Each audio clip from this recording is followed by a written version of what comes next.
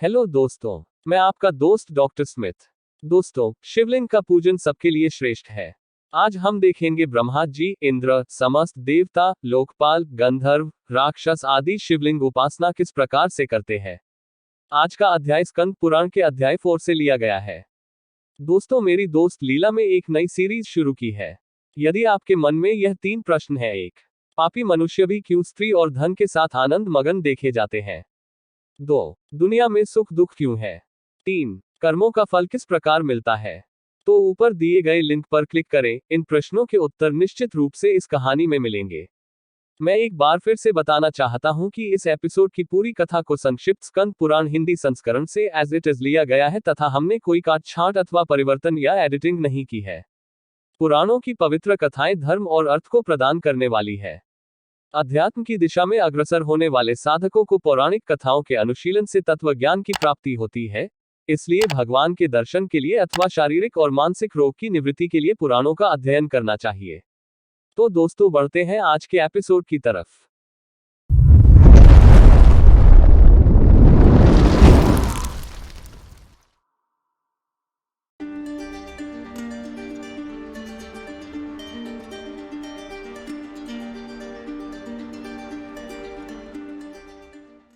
लोमश जी कहते हैं जो विष्णु हैं, उन्हें शिव जानना चाहिए और जो शिव हैं, वे विष्णु ही हैं।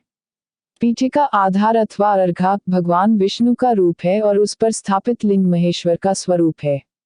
अतः शिवलिंग का पूजन सबके लिए श्रेष्ठ है।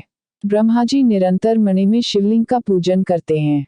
इंद्र रत्न में, चंद्रमा मुक्ता में तथा सूर्य ताम्र में लिंग की सर्वदा पूजा करते हैं।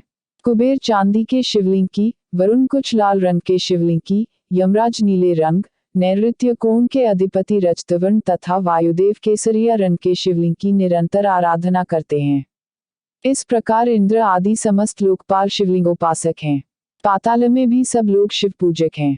गंधर्व और किन्नर भी शिव उपासना करते हैं। दैत्यों में प्रहलाद आदि कोई कोई ही वैष्णव हैं। यही बात राक्षसों के लिए भी है। उनमें भी विभीषण आदि ही वैष्णव हैं। बलि, नमुची, हिरण्यकशिपु, वृषभवा, सिंहाद्य तथा बुद्धिमान शुक्राचार्य के और भी बहुत से शिष्य शिवजी की उपासना करने वाले हैं। इस तरह प्रायः सभी दैत्य दानव और राक्षस शिवाराधन में ही रत रहते हैं।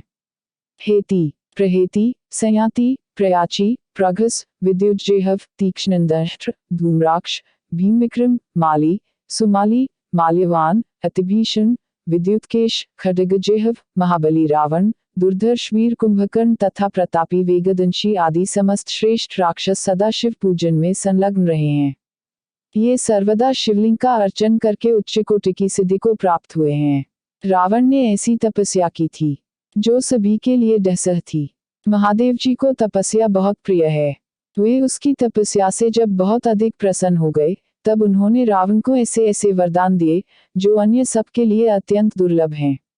रावण ने भगवान सदाशिव से ज्ञान, विज्ञान, संग्राम में अजेयता तथा शिवजी की अपेक्षा दुगुने सिर प्राप्त किए। महादेव जी के 5 मुख हैं, इसलिए उनसे द्विगुण मुख पाकर रावण दशमुख हुआ। उसने देवताओं, ऋषियों और पितरों को भी सर्वथा परास्त करके उन सब पर अपनी प्रभुता स्थापित की। भगवान महेश्वर के प्रसाद से वह सबसे अधिक प्रतापी हुआ। महादेव जी ने उसे त्रिकुट पर्वत का महाराजा बना दिया। इस प्रकार शिवलिंग की पूजा के प्रसाद से रावण ने तीनों लोकों को वश में कर लिया। देवताओं को बड़ी चिंता हुई। वे सब मिलकर शिवलोक में गए और दरवाजे पर किंकरों की भांति खड़े हो गए। उस समय नंदी, जिनका मुख वानर के समान है, देवताओं से वार्तालाप करने लगे। देवताओं ने नंदी को प्रणाम करके पूछा, आपका मुख वानर के समान क्यों है। नंदी ने कहा, एक समय रावण यहाँ आया और अपने पराक्रम की बातें बहुत बढ़ चढ़कर कहने लगा। उस समय मैंने उससे कहा, भैया तुम भी शिवलिंग के पूजक हो और मैं भी, अतः हम दोनों समान हैं, फिर मेरे सामने यह व्यर्थ डींग क्यों मारते हो। मेरी बात सुनकर रावण ने तुम्ही लोगों की भांति मेरे वानर मुख होने का कारण पूछा। उत्तर में मैंने निवेदन किया कि यह मेरी शिवोपासना का मुमांगा फल है। भगवान शिव मुझे अपना सारूप्य दे रहे थे, किंतु उस समय मैंने वह नहीं स्वीकार किया। अपने लिए वानर के समान ही मुख मांगा।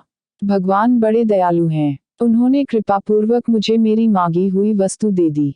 जो अभिमान शून्य हैं, जिनमें दंभ का अभाव है तथा जो परिग्रह से दूर रहने वाले हैं, उन्हें भगवान शंकर का प्रिय समझना चाहिए।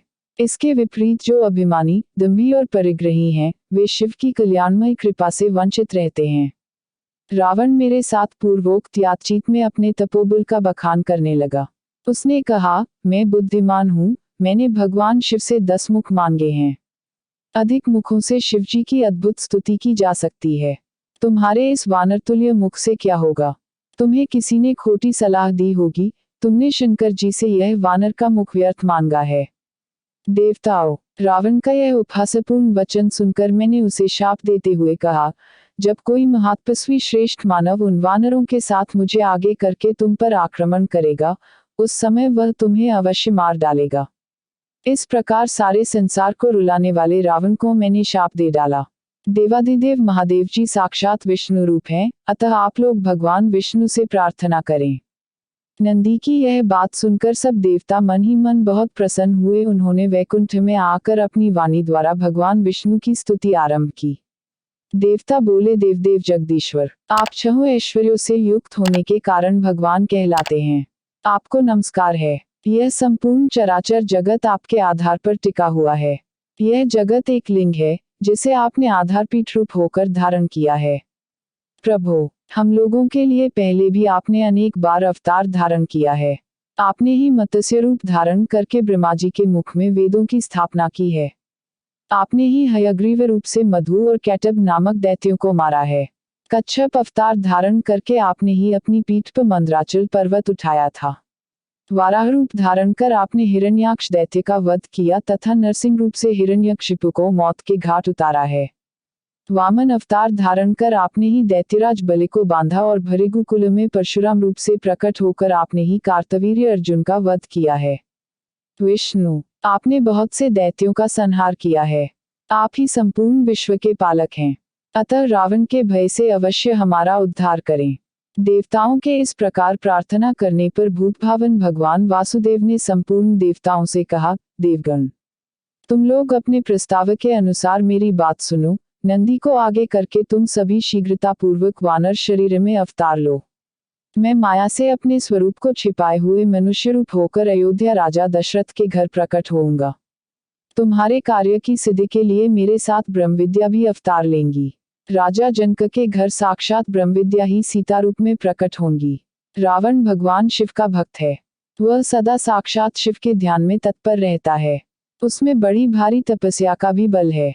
जब ब्रह्मविद्या रूप सीता को बलपूर्वक प्राप्त करना चाहेगा, उस समय वह दोनों स्थितियों से तत्काल भ्रष्ट हो जाएगा।